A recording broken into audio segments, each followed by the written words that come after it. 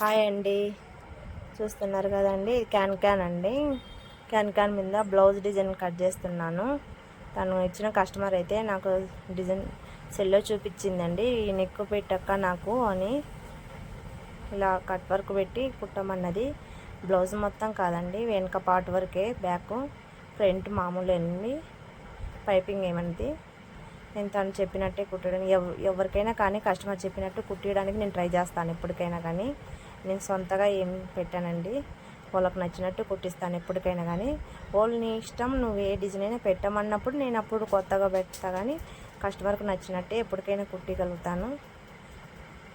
ఏదైనా మనం పట్టుదలతో సాధించాలండి. ఫస్ట్ మనం కుట్టలేమనే మాట మనకు రావద్దు.